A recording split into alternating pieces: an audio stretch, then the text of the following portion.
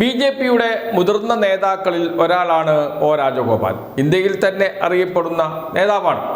കേരളത്തിൽ ബി.ജെ.പിയെ വളർത്തിക്കൊണ്ടുവന്നതിൽ നിർണായക പങ്ക് വഹിച്ച നേതാക്കളിൽ ഒരാൾ. അദ്ദേഹം മുൻ MLA ആണ്. നേമം മണ്ഡലത്തിൽ നിന്നാണ് അദ്ദേഹം MLA ആയത്. 5 വർഷം അദ്ദേഹം MLA ആയിരുന്നു. അദ്ദേഹം മാറിയപ്പോൾ പുതിയ ആൾ മത്സരിച്ചു, പരാജയപ്പെടുകയും ചെയ്തു. ഒ രാജഗോപാലാണ് കേരളത്തിലെ ബി.ജെ.പിയുടെ ആദ്യ MLA.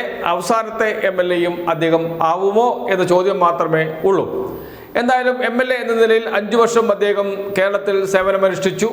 ആ സമയത്ത് ഇപ്പോൾ ഒരു MLAക്ക് കിട്ടുന്ന അലവൻസ്, ആനുകൂല്യങ്ങൾ എല്ലാം അദ്ദേഹത്തിനും ലഭിച്ചിരുന്നു. അദ്ദേഹം MLA ആയിരിക്കുമ്പോഴുള്ള അലവൻസ് തന്നെയാണ് ഇപ്പോഴും MLAമാർക്ക് ലഭിക്കുന്നത്. അതുതന്നെയാണ് VK പ്രശാന്ത് MLAക്കും ലഭിക്കുന്നത്. VK പ്രശാന്ത് MLA ഉൾപ്പെടെയുള്ള MLAമാർക്ക് വലിയ തുക ലഭിക്കുന്നുണ്ട്. വാടക ഇനത്തിൽ 25,000 രൂപ ലഭിക്കുന്നുണ്ട്. ആ തുക VK പ്രശാന്ത് MLA പോക്കറ്റിലാക്കുകയാണ് ചെയ്യുന്നത് എന്നാണ് സംഘപരിവാറുകാർ പ്രചരിപ്പിച്ചുകൊണ്ടിരിക്കുന്നത്. ആ ചോദ്യം ഇപ്പോൾ ഒ രാജഗോപാലിനെതിരെ തിരിഞ്ഞിരിക്കുകയാണ്. സംഘപരിവാർ ഉയർത്തിയ ചോദ്യമാണ്, പിന്നീട് കോൺഗ്രസ് നേതാക്കൾ ഏറ്റെടുത്ത ചോദ്യമാണ്. ആ ചോദ്യമാണ് ഇപ്പോൾ ഒ രാജഗോപാലിനെതിരെ ഉയർന്നിരിക്കുന്നത്.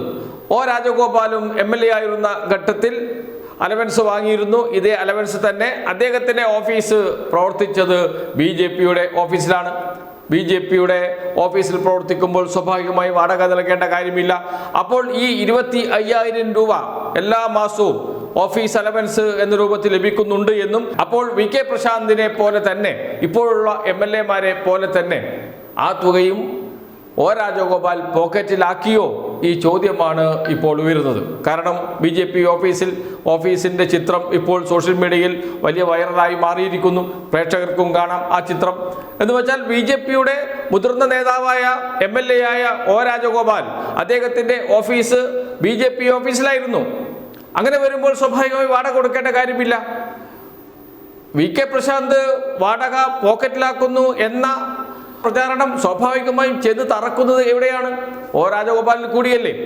ബി.ജെ.പി കൊണ്ടുവന്ന പ്രചാരണം ബി.ജെ.പിക്ക് തന്നെ തിരിച്ചടിയാകുന്നു എന്നതാണ്. ഒ രാജഗോപാലിനെതിരെ എന്തെങ്കിലും വാർത്ത വന്നാൽ അതിലൊന്നും ഒരു കാര്യമില്ല, ഞങ്ങൾക്കതൊന്നും പ്രശ്നമല്ല എന്നാണ് സംഘപരിവാറുകാർ ചിന്തിക്കുക എന്നറിയാം.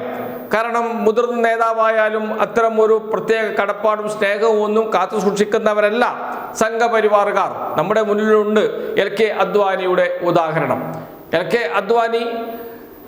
അദ്വാനിയുടെ രഥയാത്രയാണ് ബി.ജെ.പിക്ക് ഇന്ത്യയിൽ ഒരു മുന്നേറ്റം ഉണ്ടാക്കിയത്. പക്ഷേ അദ്ദേഹത്തിന് പ്രധാനമന്ത്രി സ്ഥാനം നൽകിയില്ല. അദ്ദേഹത്തെ ആ സ്ഥാനത്തേക്ക് പരിഗണിച്ചില്ല. അവസാന കാലത്ത് അദ്ദേഹത്തെ പൂർണ്ണമായും ഒറ്റപ്പെടുത്തിയതൊക്കെ നാം കണ്ടതാണ്. അതുകൊണ്ട് ഒ രാജഗോപാലിന് എതിരെ വാർത്ത വന്നാൽ VK പ്രശാന്തിന് എതിരെയുള്ള വാർത്തകൾ ഒ രാജഗോപാലിനെതിരെയും കൂടിയല്ലേ എന്ന് പറഞ്ഞാൽ അതൊന്നും ഞങ്ങൾക്ക് പ്രശ്നമല്ല എന്ന് ചിലപ്പോൾ സംഘപരിവാറുകാർ ചിന്തിച്ചിരിക്കും. അവർക്ക് മനുഷ്യത്വം എന്ന് പറയുന്ന, അല്ലെങ്കിൽ മുതിർന്ന നേതാക്കളുള്ള ആദരവ് എന്നൊക്കെ പറയുന്നത് വെറും കാപട്യം മാത്രമാണ്. ആത്യന്തികമായി ലക്ഷ്യം രാഷ്ട്രീയമാണ് എന്നാണ്.